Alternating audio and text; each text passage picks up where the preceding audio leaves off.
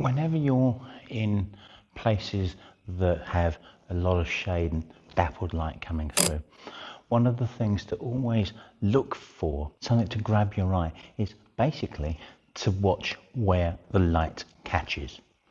And that's what this video is about. Now, obviously I'm in a church, but I could be anywhere where there's dappled light, anywhere where light is catching things and creating shadows and other things. So obviously churches are really good for this. Woodland, street scenes, all kinds of places. Look for the light, look at what the light catches and see what you can make of that. It's really powerful stuff. Now, of course, it does depend on what time of day you're in some of these places as to where the light's casting itself and what it's catching. You can choose to shoot something that's quite small and catching light, looking for details, or you can look, say, down the aisle here and say, hey, that is really rather nice. Well, it's not, is it? But, you know, you could say, actually, that's not a bad kind of image yet. We've got some lovely light coming in here. We can do something with the light and the shadows on that, and we can create quite an interesting image. I'm not sure that I can with this because the pews in here are all kind of boxed in. That doesn't make them uninteresting, but it does make them a little bit more difficult to make something that's just a little bit interesting. I don't think I could get far enough back from one to make anything interesting of the hinges, the black hinges on them, and the panelling. I might be able to, might give that a go. I'm not sure. You know what though? I'm going to give it a try. I've eyed up something here. We've still got light hitting this hinge. Well, not maybe the hinge, but around it was nice and dappled light. I've got an idea that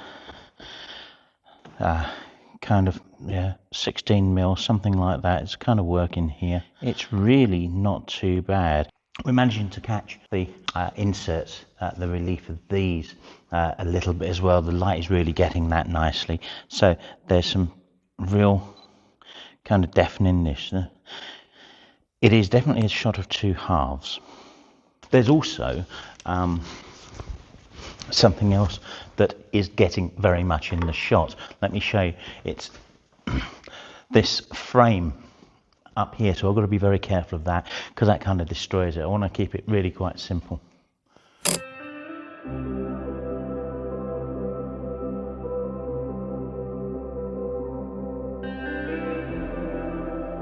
Now, as the day is getting on, the sun is coming around there, so I'm hoping perhaps that it will start catching some of this side. Not that I think there's anything more terribly interesting on that side. It's just that it's now getting kind of so low that there's not a lot left here to catch. But even as I rub my hand over here, there's lovely rub and wear marks which just might work with a detail shot. Who knows? You simply don't know these things until you start to frame them up. Just get the camera out, look through and see whether you can get a composition that really kind of works. Get the creative juices flowing. Think about whether you can get that to work better if you have a really shallow depth of field. All of these kind of things, just kind of get thinking about them. One of the challenges of playing with light and shadows, of course, is that if you're trying to shoot the light and capture the dappled light and the shadows, almost certainly at some point you're going to be in the shot yourself. Your own shadow is going to be in the shot.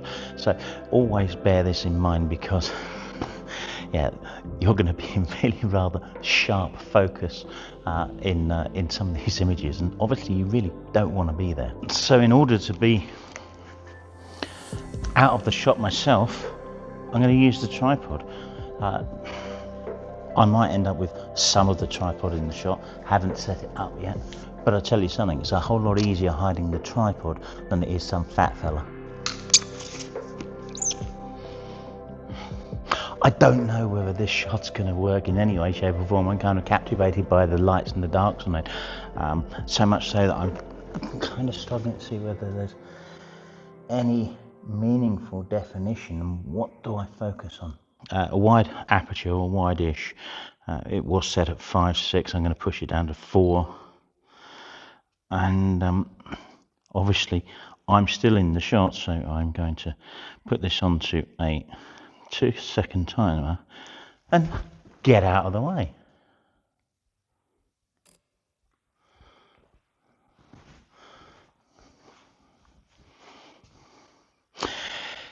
We've got a tripod in it. I didn't see that earlier because I was masking it. Yeah, fat fella masking tripod. So probably best.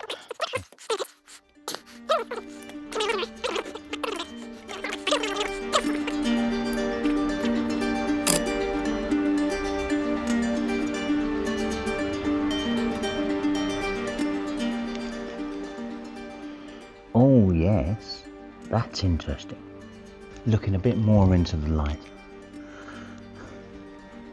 It's more powerful. We're really just playing with the light. And this is quite interesting. Coming in here. Oh, yeah, that's not bad. That's interesting. It's just shapes. But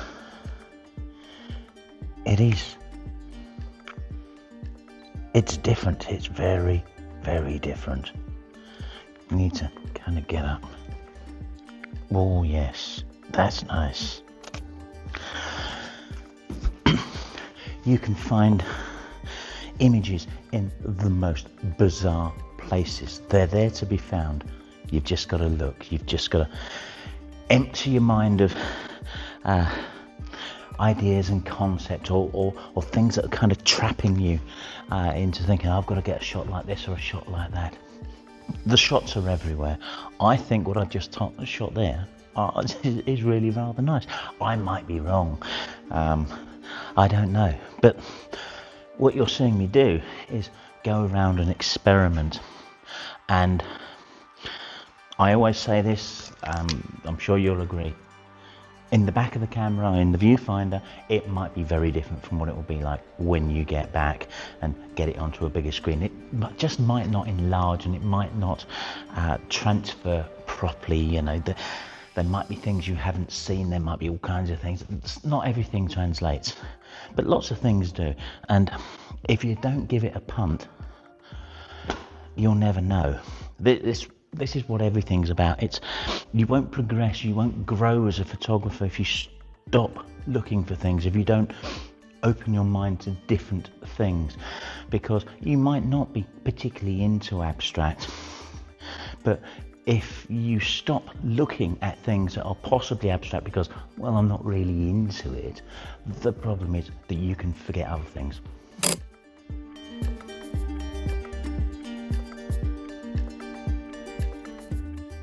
I was interrupted by somebody at the door, not being able to get through it. I said, forget things. What I meant is, yeah, if you don't try, you won't be able to grow. You're not going to get the eye for things. Yeah, if you're only ever looking for one type of thing, then you're going to lose various opportunities. You're going to just miss things.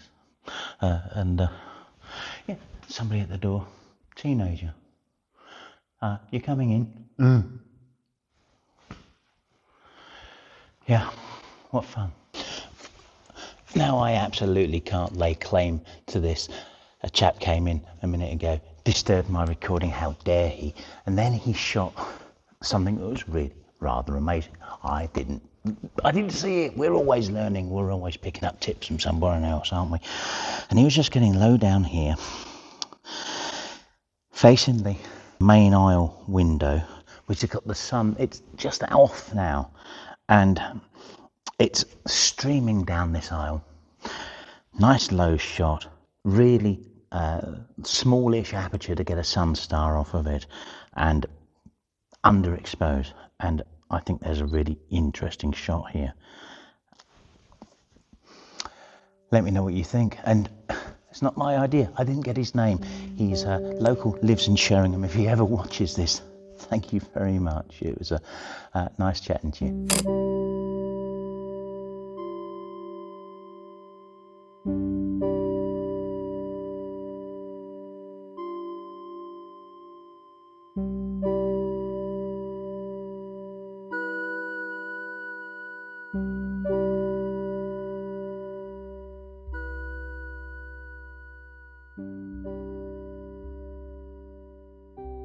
I found another image that might work. It's this little handle here. But you see, what I've done is I've opened the door a little, because with the door closed, I'm just looking down there, getting all of the light. And because of the issues of light and dark in images, generally you are drawn to the lighter part. And the lighter part is that, and that's not going to necessarily cut it. I've shot it anyway. I don't think it's going to work. So I just kind of did that with the door. And that does work, because what I'm now able to do is shoot at the same really close angle to that, use that as an upright. But I'm also getting in the background this beautiful curve running down here. So it's providing a leading line in the background, obviously leading to nothing, but what it's doing is it's providing an element of interest in the background rather than just bright lights and fuzziness. And it's got some nice definition and shape. I think it, again, works well in the back of the camera. I don't know whether it's going to translate. I'm going to show it to you regardless, and I'll also show you the one looking straight down the aisle. Let's just see what happens. This is what photography is about, and we never stop learning. This is the absolute key thing. We can perfect ideas and concepts. Oh, probably we can't. We're probably always tinkering with them, because as creatives, we're probably never satisfied. There's probably never something that's perfect. There's probably things that don't even get close. Which is why we keep doing it. It's why we keep trying. And if you don't keep trying, then you stop growing. It's as simple as that.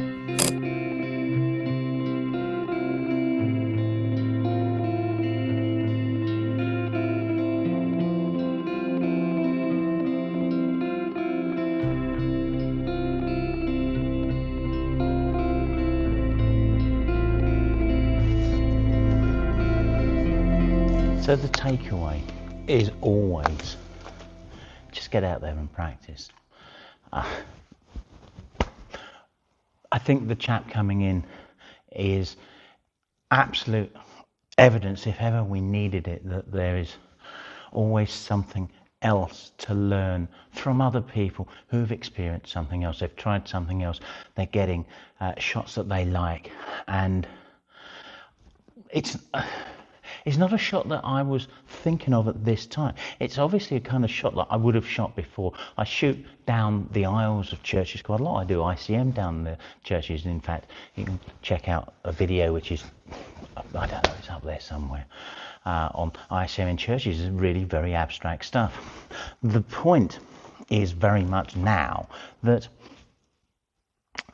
and very much highlighted, of course, that yeah, I've got a great deal to learn, to see as well. And as I said earlier, we never stop learning.